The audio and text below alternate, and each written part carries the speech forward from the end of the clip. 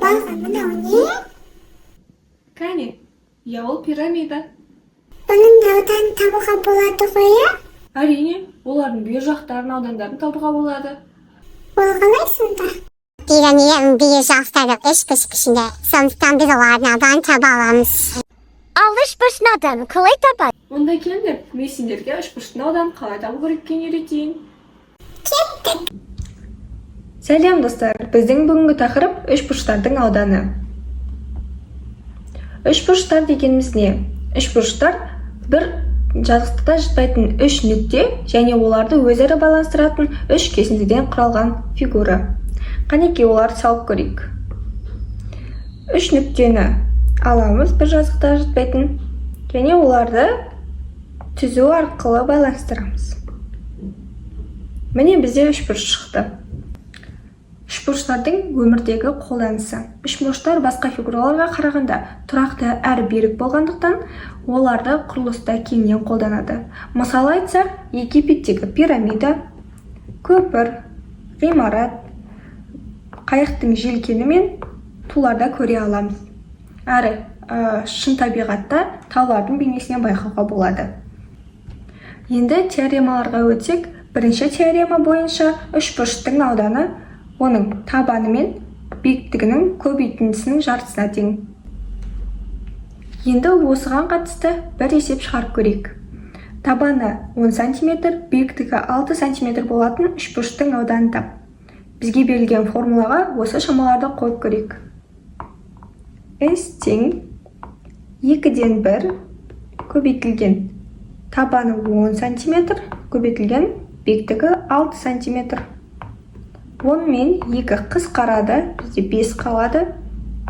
5-ке 6-ны көбейткенде жауабымыз 30 см квадрат.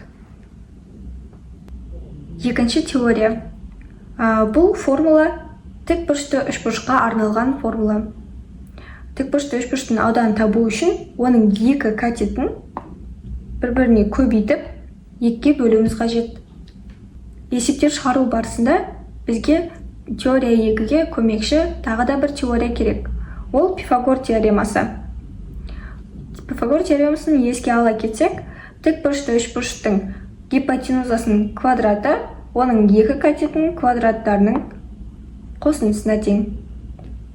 Осы теоремаларға қатысты практика жасап кетейік. Тікбұрышты үшбұрыштың катеттері 3 және 4 см. Үшбұрыштың ауданын тап. Бізге екі катет белгілі болғандықтан, бірінші тұрған формуланы қолданамыз. S тең 2-ден 1 көбейтеміз 3 см және 4 см. 4 пен 2 қысқарады, 3 көбейтілген 2 тең жауабы 6 см квадрат. Үшінші теория бойынша үшбұрыштың ауданы оның екі қабырғасы және арасындағы бұрыштың синусының көбейтінділерінің жартысына тең. Үшінші есеп. Қабырғалары 8 және 7 арасындағы бұрыш 30 градус болатын үшбұрыштың ауданын тап. S тең 2-ден 1 көбейтеміз 8 көбейтеміз 7 синус 30 градус. 8 бен 2-ні қысқартқан кезде 4 қалады. 4 көбейтеміз 7, синус 30-дан 2-ден 1 шығады. 4 пен 2-ні қысқартқан кезде 2 көбейтілген 7, жауабы 14 см квадрат.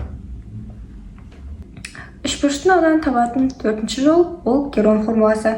Герон формуласын қолдану үшін бізге үшбұрыштың барлық қабырғаларының шамасы белгілі болу керек. Осы жақтағы пи саны бізде жарты периметрді береді. Ол осы формула арқылы табылады. Герон формуласына практика жасап алайық. Үшбұрыштың қабырғалары 7, 24 және 25 см. Үшбұрыштың ауданын тап. Бірінші біз периметр тауып алуымыз керек. 7 қосылған 24 плюс 25 бөлінген 2 тең 56 бөлеміз 2-ге 28 сантиметр. Периметріміз 28 сантиметрге тең. Енді мына шамаларды есептеп алуымыз керек. П алынған А. П бізде 28, аласың 7, 21. П алынған Б. 28 алынған 24. 4 сантиметр. П алынған С тең 28 алынған 25. Бұл 3-ті береді. Осы шамаларда енді ауданның формуласына қойып көрейік.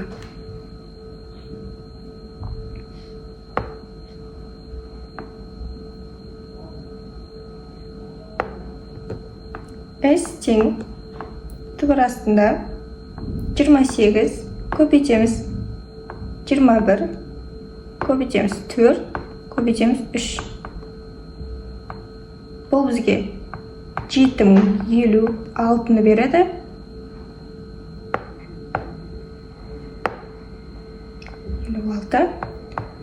Бұл 84-тің квадраты, жауабы 84 сантиметр квадрат.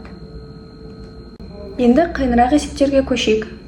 Қабырғалары 13 және 14, ал үшбұрыштың ауданы 84 болса, осы қабырғалардың арасындағы бұрышты табыңыз.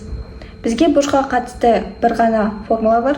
Ол S тең 2-ден 1 көбейтеміз 2 қабырғасы және арасындағы бұрыштың синусы. Осы жерден синус альфаны өрнектеп аламыз. 2S бөлеміз А көбейтілген Б-ға. Шамаларды орнына қойып есептейік. 2 көбейтілген 84, 13 көбейтілген 14, 14 пен 2 қысқарады. Алымында 84, бөлімінде 91. Альфаны түрлендіріп алайық. Арк синус 91-де 84. Жауабымыз альфа арк синус 91-де 84. Келесі есепке көшейік. Тең берілі үшбұрыш берілген. Тең жақтары 13 см, табаны 10 см. Биіктігімен ауданын табыңыз. Алдымен үшбұрыш сызып аламыз. Бер жақтары 13, табаны 10. Табанына биіктік түсіреміз. Тең берілі үшбұрыштың табанына биіктік түсіргенде, ол табанын теңде 2 бөлікке бөледі. Сондықтан мына 2 бөлік 5 деген шамаға тең болады. Байқап тұрсаңдар, мына үшбұрыш тік бұрышты үшбұрыш. Сондықтан біз биіктікті Пифагор теоремасы арқылы таба аламыз. Оның формуласын жазсақ, с квадрат тең а квадрат плюс б квадрат. Бізде биіктік бір катетіне тең болғаннан кейін, оны түрлендіріп жазып алайық. А тең с квадрат алынған б квадрат түбір астында. Бұны шамаларды орнына қойып есептесек, 13 квадрат алынған 5 квадрат. Бұл бізде 144-ті береді. Жауабы 12 сантиметр. Енді бізде биіктік пен табаны болғаны аудан табуға жеткілікті. Ол үшін S тең 2-ден 1 көбейтілген табан көбейтілген биіктік формуласын қолданамыз. 2-ден 1 көбейтілген 10 көбейтілген 12. Мына 2 мен 12-ні қысқартсақ 6, 10 көбейтілген 6 тең 60 сантиметр квадрат. Ауданымыз 60 сантиметр квадратқа тең. Енді ойлантып сұрақтарға жауап беріңдер. Бірінші сұрақ, егер екі үшбұрыштың пішіндері әртүрлі болса, олардың аудандары бірдей болуы мүмкін бе? Екінші сұрақ, тік бұрышты үшбұрышқа екі катеттерінің бірін азайтып, екіншісін арттырсақ, үшбұрыштың ауданы өзгермей қалуы мүмкін бе? Және неге?